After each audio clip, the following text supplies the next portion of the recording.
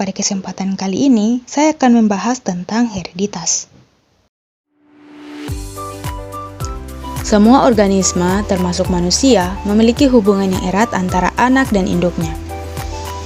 Hubungan ini terlihat dari sifat-sifat yang diturunkan dari induk ke anak-anaknya.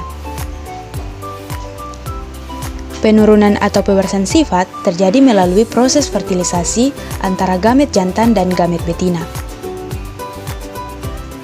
Gamet jantan maupun gamet betina masing-masing membawa sifat yang keduanya akan disatukan dalam zigot.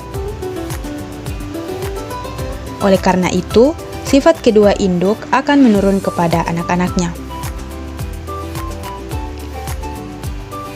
Penurunan sifat kedua induk kepada anaknya melalui gen disebut sebagai hereditas. Mekanisme hereditas ini mengikuti aturan-aturan tertentu yang disebut sebagai pola-pola hereditas. Membahas tentang hereditas, ternyata ada satu tokoh penting yang berpengaruh terhadap perkembangan pewarisan sifat. Dia adalah Gregor Johann Mendel. Menurut Mendel, suatu sifat dapat muncul pada satu generasi, tapi juga bisa hilang pada generasi berikutnya. Mendel yakin bahwasanya terdapat faktor pembawa sifat yang kemudian itu dikenal sebagai gen.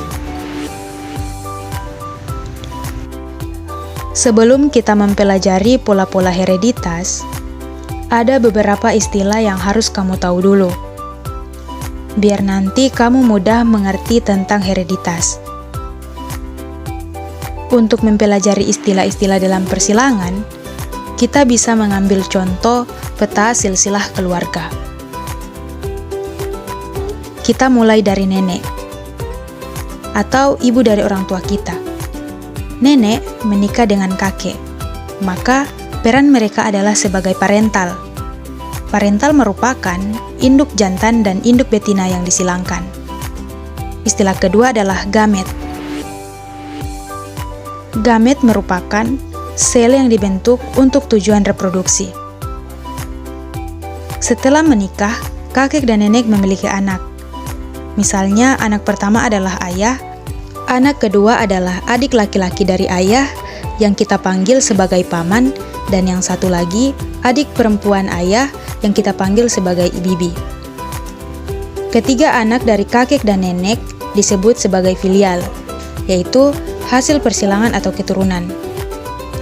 Selanjutnya, ayah dan ibu kemudian menikah, maka ayah dan ibu adalah sebagai parental kedua.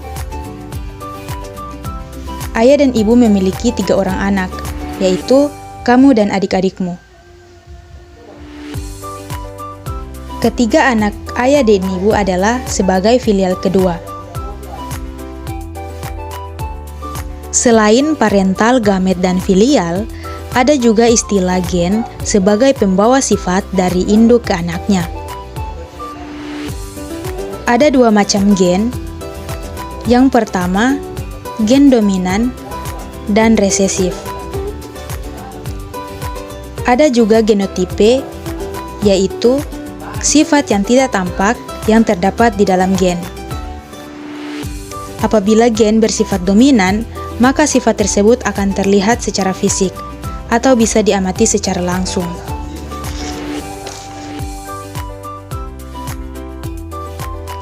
Sifat yang bisa diamati itu disebut sebagai fenotipe. Misalnya, ibu memiliki gen rambut lurus, sedangkan ayah memiliki gen rambut keriting. Kemudian anaknya mewarisi kedua gen orang tuanya tersebut. Karena gen rambut lurus lebih dominan, maka rambut anak tersebut akan terlihat lurus.